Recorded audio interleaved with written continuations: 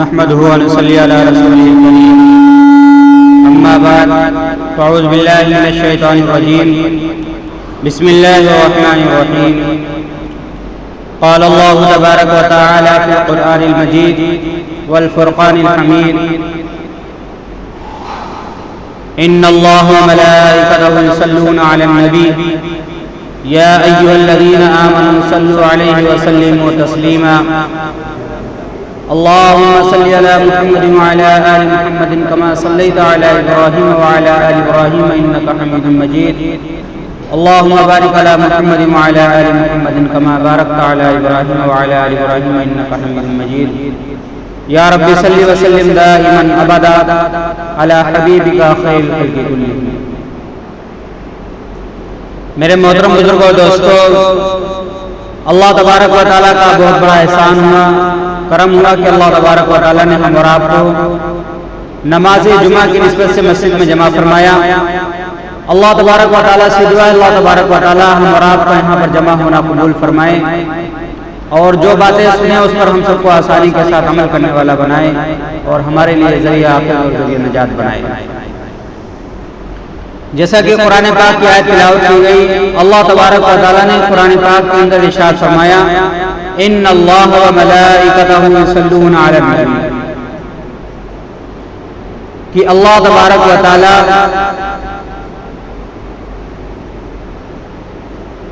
اور اس کے فرشتے یصلون علی النبی، نبی صلی اللہ علیہ وسلم پر درود پڑھتے ہیں، رحمت بھیجتے ہیں۔ آگے ارشاد فرمایا یا ایھا الذین آمنوا، اے ایمان والو، صلو علیہ وسلموا تسلیما، درود و سلام پڑھا کرو۔ پہلے خود ارشاد فرمایا کہ اللہ تبارک و تعالیٰ اس کے فرشتے آپ صلی اللہ علیہ وسلم پر رحمت بھیجتے ہیں، درود پڑھتے ہیں۔ اس کے بعد تم لوگوں کو حکم دیا کہ تم لوگ بھی نبی پاک صلی اللہ علیہ وسلم کے اوپر درود و سلام کا نذرانہ پیش کیا کرو، کیونکہ درود پاک سے پڑھنے کا ثواب بہت ہے، اس سے دنیاوی بھی فائدہ ہے اور اخروی بھی فائدہ ہے۔ جب انسان درود شریف کا عادی ہو جاتا ہے تو اس کی دنیا کی بہت ساری پریشانیاں حل ہو جاتی ہیں، اور آخرت کی بھی انشاءاللہ بہت ساری پریشانیاں، بہت سارے معاملے حل ہو جائیں گے۔ نبی پاک صلی اللہ علیہ وسلم نے ایک روایت میں ارشاد فرمایا من صلی علیہ صلاۃ واحدۃ صلی اللہ علیہ عشرہ، کہ جو شخص میرے اوپر ایک مرتبہ درود پاک پڑھتا ہے تو اللہ تبارک و تعالیٰ اس کے اوپر 10 رحمتیں نازل فرماتا ہے۔ بندہ صرف ایک بار درود پڑھے لیکن اللہ تبارک و تعالیٰ اس کا ثواب کتنا دیتا ہے، اس کے اوپر 10 رحمتیں نازل فرماتا ہے۔ ایک دوسری روایت کے اندر آتا ہے کہ بندہ جب ایک مرتبہ درود پڑھتا ہے تو اللہ تبارک و تعالیٰ اس کے اوپر 70 رحمتیں نازل فرماتا ہے۔ تو درود پڑھنے کا ثواب بہت ہے اور حق بھی بنتا ہے رسول پاک صلی اللہ علیہ وسلم کے امتی ہونے کا، کیونکہ بہت سارے نبیوں نے، بہت سارے رسولوں نے یہ تمنا کی، یہ خواہش ظاہر کی کہ اے اللہ مجھے امت محمدیہ کے اندر پیدا فرما دیتا، مجھے امت محمدیہ کا ساتھ مل جاتا، لیکن ہم اور آپ نے کوئی تمنا نہیں کی۔ اللہ تبارک و تعالیٰ نے ہم اور آپ کو اپنا فضل فرمایا، اپنا کرم فرمایا، اور رسول پاک صلی اللہ علیہ وسلم کا امتی بنا دیا۔ تو درود پاک پڑھنے کا حق بھی بنتا ہے، کیونکہ آپ صلی اللہ علیہ وسلم نے اسی امت کے خاطر راتوں رات مصلی کے اوپر کھڑے ہو کر کے، راتوں رات اللہ تبارک و تعالیٰ کی عبادت کر کے، راتوں رات اللہ تبارک و تعالیٰ کے سامنے اپنے ہاتھوں کو پھیلا کر کے رسول پاک صلی اللہ علیہ وسلم نے دعائیں کی ہیں کہ اے اللہ میری امت کو بخش دینا، میری امت کو معاف کر دینا، میری امت کی مغفرت کر دینا، میری امت کو ایسا بنا دینا کہ ساری کی ساری امت جنت کے اندر جانے والی بن جائے۔ آپ صلی اللہ علیہ وسلم کا شوق اور جذبہ تو یہ ہے کہ ایک بھی آپ کا امتی جہنم میں جانے والا نہ بنے، بلکہ سارے کے سارے مسلمان، سارے کے سارے امتی جنت کے اندر آسانی کے ساتھ داخل ہوتے ہیں۔ تو بہت ہی آسان سا عمل ہے۔ رسول پاک صلی اللہ علیہ وسلم نے ایک جگہ ارشاد فرمایا کہ جمعے کے دن کثرت کے ساتھ مجھ پر درود بھیجا کرو، مجھ پر درود پڑھا کرو، کیونکہ جمعے کے دن امتیوں کے درود مجھ پر پیش کیے جاتے ہیں، میرے سامنے لوگوں کے درودوں کو لایا جاتا ہے، مجھے پتہ چل جاتا ہے کہ کن کن لوگوں نے میرے اوپر درود پڑھا ہے، کن کن لوگوں نے میرے اوپر سلام کا نذرانہ پیش کیا ہے۔ اور قیامت کے دن درجے کے اعتبار سے میرے قریب سب سے زیادہ وہ ہوگا جو دنیا میں سب سے زیادہ میرے اوپر درود کا پڑھنے والا۔ تو اگر ہم رسول پاک صلی اللہ علیہ وسلم کا قرب چاہتے ہیں، رسول پاک صلی اللہ علیہ وسلم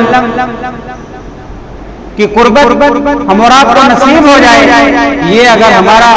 دل میں یہ شوق ہے، جذبہ ہے، تو درود پاک کو اپنا لو، کیونکہ ایک اور روایت کے اندر آپ صلی اللہ علیہ وسلم نے ارشاد فرمایا کہ جو مسلمان خلوص دل کے ساتھ درود پڑھتا ہے تو اللہ تبارک و تعالیٰ درود پڑھنے کی برکت سے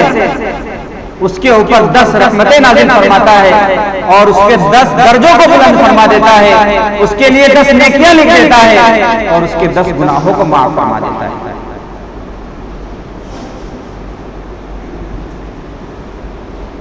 اللہ تبارک و تعالیٰ نے فرشتوں کو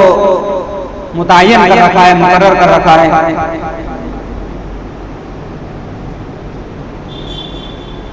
جب بھی کوئی امتی آپ صلی اللہ علیہ وسلم کے اوپر درود پڑھتا ہے، سلام پڑھتا ہے، تو فرشتے اس درود کو لے جا کر کے آپ صلی اللہ علیہ وسلم کے سامنے پیش کر دیتے ہیں۔ یہ تو دور کا معاملہ ہے، لیکن جن لوگوں کو اللہ تبارک و تعالیٰ رسول پاک صلی اللہ علیہ وسلم کے روضے کی زیارت نصیب فرما دیتا ہے، وہ لوگ وہاں جا کر کے درود پاک پڑھتے ہیں۔ آپ صلی اللہ علیہ وسلم نے خود ارشاد فرمایا کہ جو انسان میرے روضے پہ آ کر کے میرے قبر کے اوپر آ کر کے درود پڑھتا ہے تو میں اس کے درود کو خود سنتا ہوں، اور جو دور سے پڑھتا ہے تو فرشتوں کو اللہ نے متعین کر رکھا ہے، وہ فرشتے اس درود کو لے جا کر کے باقاعدہ اس کا نام لیتے ہیں کہ فلاں آدمی نے، فلاں کے لڑکے نے آپ کے اوپر درود بھیجا ہے، آپ صلی اللہ علیہ وسلم سنتے ہیں۔ لیکن جو وہاں روضے کے اوپر جا کر کے درود پاک پڑھتا ہے، رسول پاک صلی اللہ علیہ وسلم خود اس کو سنتے ہیں۔ تو اپنے مشاغل کے اندر اگر ہم کام کے اندر بھی مشغول ہیں، کوئی گھر کا کام کر رہے ہیں یا دکان کے کام میں مشغول ہیں،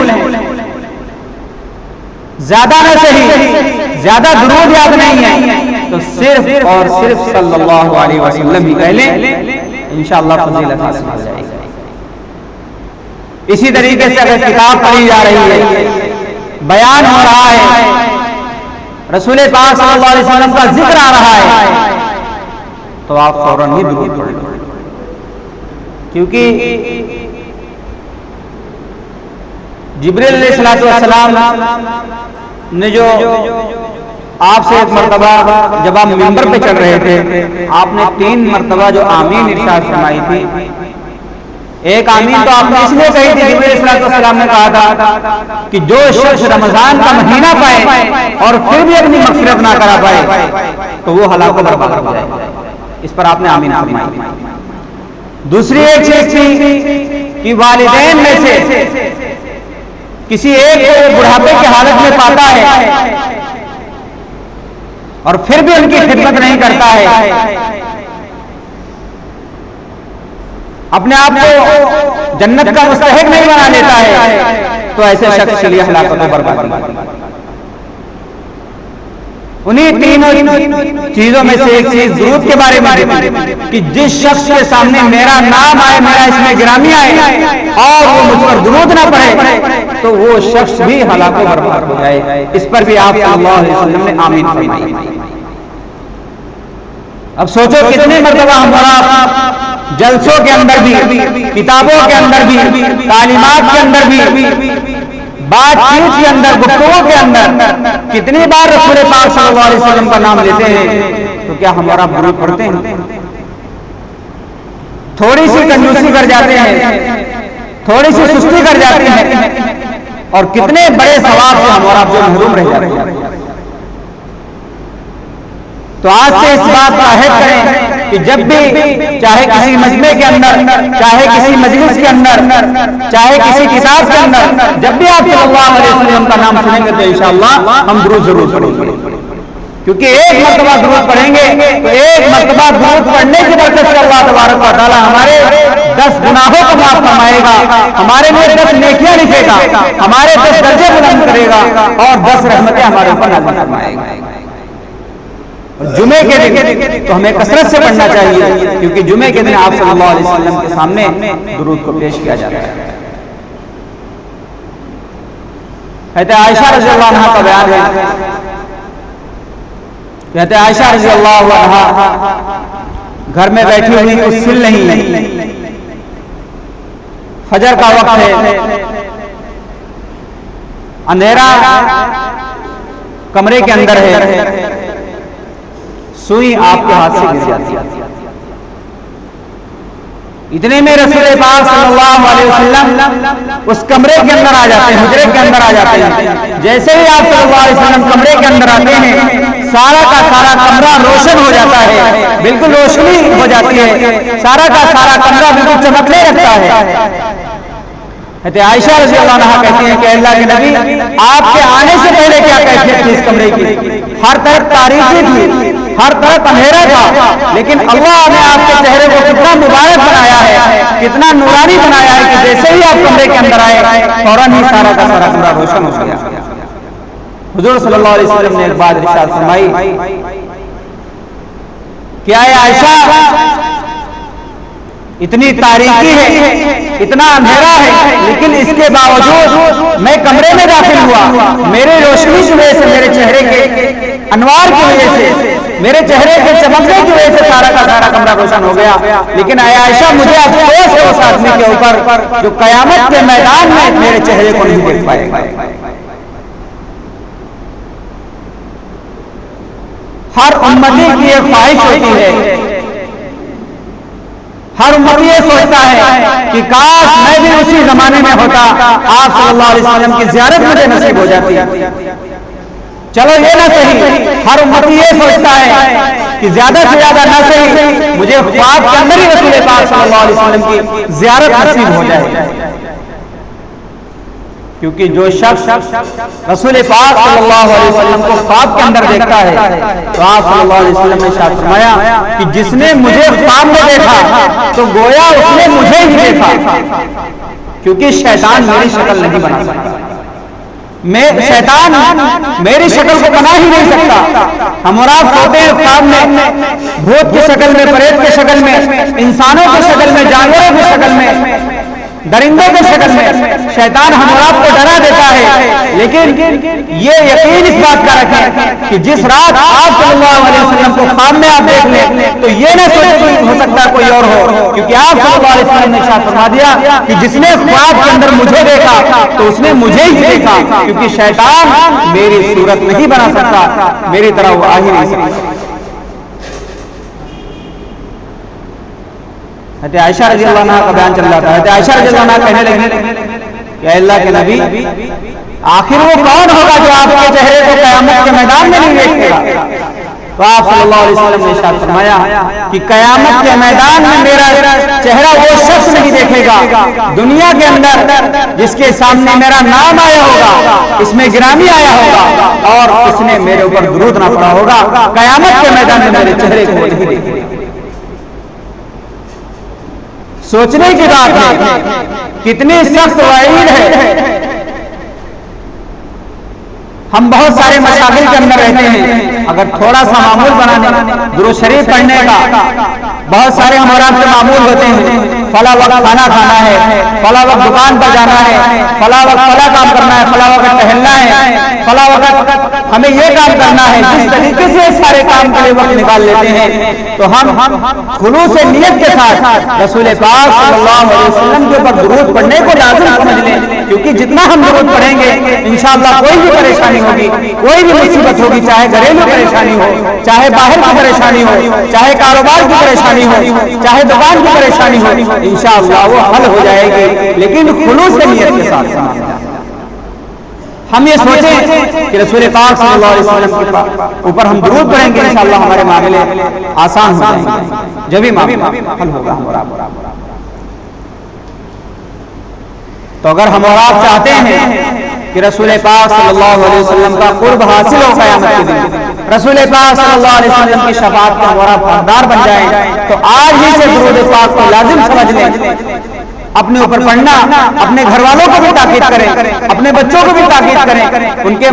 مشغولات میں شامل کروائیں یہ چیز کہ 100 مرتبہ صبح کو درود شریف پڑھنا ہے اور 100 مرتبہ سوتے وقت درود شریف پڑھنا ہے۔ انشاءاللہ جب ہم درود پاک پڑھنے والے ہو جائیں گے، اللہ تبارک و تعالی ہماری زندگی کے اندر ایک دن ایسا لائے گا کہ رسول پاک صلی اللہ علیہ وسلم کی زیارت خواب کے اندر ہمارا کو نصیب ہو جائے گی، اور بہت ہی سعادت مند شخص ہوگا، بہت ہی خوش قسمت ہوگا شخص جس کے خواب میں رسول پاک صلی اللہ علیہ وسلم آ جائیں اور وہ آپ صلی اللہ علیہ وسلم کی زیارت کریں۔ حضرت حسن بصری رحمۃ اللہ علیہ کا زمانہ ہے، حسن بصری رحمۃ اللہ علیہ خوابوں کی تعبیر بتایا کرتے تھے، لوگ اپنے خواب لے کر کے آیا کرتے تھے کہ ہم نے رات میں فلاں خواب دیکھا ہے، اس کی تعبیر کیا ہے؟ ہم اور آپ بھی بہت سارے خواب دیکھتے ہیں۔ ایک لڑکی کا انتقال ہو گیا، اس کی ماں حضرت حسن بصری رحمۃ اللہ علیہ کے پاس آتی ہے اور کہنے لگتی ہے کہ میں اپنی بیٹی کو خواب میں دیکھنا چاہتی ہوں کہ میری بیٹی اچھائی میں ہے، برائی میں، اس کے ساتھ کیا معاملہ پیش آیا ہے۔ تو حسن بصری رحمۃ اللہ علیہ نے ایک عمل بتلایا کہ جاؤ 4 رکعت نفل پڑھو عشاء کے بعد اور اپنے بستر پر لیٹ جاؤ، اور جب تک تمہیں نیند نہ آئے درود پاک پڑھتے رہنا۔ عورت گھر آئی، 4 رکعت نفل پڑھی عشاء کے بعد، اپنے بستر پر لیٹ گئی، اور جب تک اسے نیند نہ آئی درود پاک مستقبل پڑھتی رہی، سو گئی۔ رات کو خواب میں کیا دیکھتی ہے؟ اپنی بیٹی کی حالت دیکھتی ہے کہ اس کے اوپر تارکول کا لباس ہے، اس کے ہاتھ پیر زنجیروں کے اندر جکڑے ہوئے ہیں، نہایت سخت عذاب کے اندر وہ مبتلا ہے۔ صبح کو حسن بصری رحمۃ اللہ علیہ کے پاس آ کر کے خواب بیان کرتی ہے۔ اگلے دن حسن بصری رحمۃ اللہ علیہ یا کچھ دنوں کے بعد حسن بصری رحمۃ اللہ علیہ خواب میں دیکھتے ہیں کہ ایک اونچا سا تخت ہے، ایک اونچا سا ٹیلا ہے، اس کے اوپر ایک لڑکی بیٹھی ہوئی ہے اور اس کے سر کے اوپر ایک تاج ہے۔ وہ لڑکی کہتی ہے کہ اے حسن تم نے مجھے پہچانا؟ حضرت حسن بصری کہتے ہیں کہ میں نے تجھے نہیں پہچانا۔ وہ کہنے لگتی ہیں کہ میں اسی دکھیاری ماں کی بیٹی ہوں جس کی ماں تمہارے پاس میرے بارے میں پوچھنے کے لیے آئی تھی۔ حسن بصری رحمۃ اللہ تعجب میں ہو گئی کہ تمہاری ماں نے تو کچھ اور بتایا تھا کہ تمہارے اوپر تارکول کا لباس ہے، تمہارے ہاتھ پیر زنجیروں کے اندر جکڑے ہوئے ہیں، لیکن میں کیا معاملہ دیکھ رہا ہوں؟ تو اچھے خاصے لباس میں ہے، اچھے خاصے تخت کے اوپر بیٹھی ہوئی ہے، اونچے قلعے کے اوپر ہے، تیرے سر کے اوپر تاج بھی ہے۔ تو لڑکی کہنے لگی کہ میری ماں نے جو چیز آپ کو بتلائی تھی وہ بالکل صحیح بتلائی تھی، میرے اوپر یہی حالت تھی، میرے اوپر یہی کیفیت تاری تھی، لیکن چند روز پہلے ہمارے قبرستان کے پاس سے صلحاء میں سے یعنی نیک لوگوں میں سے ایک بزرگ کا گزر ہوا، ان بزرگ صاحب نے کچھ پڑھ کے اور درود شریف وغیرہ پڑھ کر کے ہمارے قبرستان والوں کے لیے ایصال ثواب کر دیا۔ تو اللہ تبارک و تعالیٰ نے ان بزرگ صاحب کے ایصال ثواب کرنے کی وجہ سے میری مغفرت فرما دی، اور میرے جیسے اس عذاب کے اندر 70,000 لوگ مبتلا تھے، اللہ تبارک و تعالیٰ نے ایک بار ایصال ثواب کرنے کی وجہ سے 70 کے 70,000 لوگوں کی بخشش فرما دی۔ تو درود سے ہمارے دنیاوی معاملے بھی حل ہوں گے اور ہمارے آخرت کے معاملے بھی حل ہوں گے۔ جب بھی ہم کسی قبرستان کے پاس سے گزریں تو جو ہمیں صورتیں یاد ہیں جو چیزیں یاد ہیں، ہمیں درود شریف یاد ہے، اس کو ہم پڑھ کر کے ایصال ثواب کر دیں، کیونکہ ایصال ثواب کرنا مردے کے لیے ایسا ہوتا ہے جیسے کہ ڈوبتے ہوئے کے لیے تنکے کا سہارا، ایسے ہی ایصال ثواب مردوں کے لیے ہوتا ہے۔ تو ایصال ثواب ہمیں کرنا چاہیے، کیونکہ ماں باپ کا حق یہ نہیں ہے کہ جب تک زندہ ہے اس وقت تک ہی ہے، ماں باپ کا حق اس دنیا سے چلے جائیں، ہمارے رشتے دار، ہمارے دوست احباب اس دنیا سے رخصت ہو جائیں، اس کے بعد بھی ہمارے اوپر یہ حق بنتا ہے کہ ہم ان کے لیے مستقل ایصال ثواب کرتے رہیں، مستقل ہم انہیں ثواب بخشتے رہیں، کچھ نہ کچھ کر کے۔ آپ دنیاوی تعلیم تو ہمارا حاصل کر لیتے ہیں،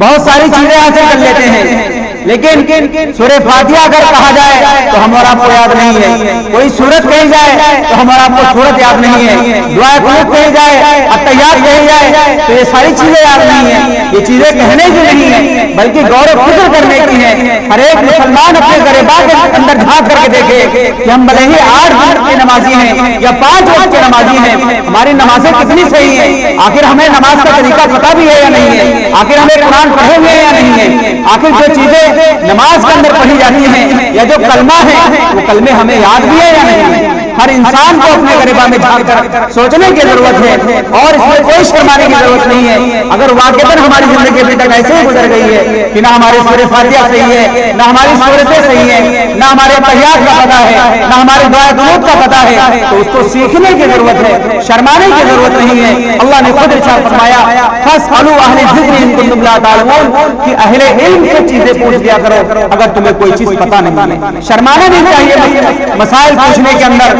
یا دین کی کوئی بات پوچھنے کے اندر، یا کوئی پرانی آیت پوچھنے کے اندر، یا تحیات وغیرہ یاد کرنے کے اندر، اس کے اندر شرمانے کی ضرورت نہیں ہے، بلکہ تھوڑا سا وقت نکال کر کے تھوڑا ہی یاد کریں تو انشاءاللہ بہت فائدہ ہو جائے گا۔ کم سے کم اپنے بچوں کو اتنی تعلیم کو دیں کہ کل پر جب ہمارا انتقال ہو جائے تو وہی بچہ ہمارا جنازہ پڑھا دے، وہی بچہ ہمارے قبر کے اوپر ایصال ثواب کر دے۔ دنیاوی تعلیم بھی آپ دلوائیے، لیکن خدا را دینی تعلیم سے بچوں کو دور مت رکھیے، کیونکہ یہی بچے آپ کے لیے کل مغفرت کا باعث بن جائیں گے، یہی بچے آپ کے لیے کل مغفرت کا ذریعہ بن جائیں گے۔ اللہ تبارک و تعالیٰ صلی اللہ تبارک و تعالیٰ رسول پاک صلی اللہ علیہ وسلم سے زیادہ سے زیادہ درود پڑھنے کی توفیق عطا فرمائے۔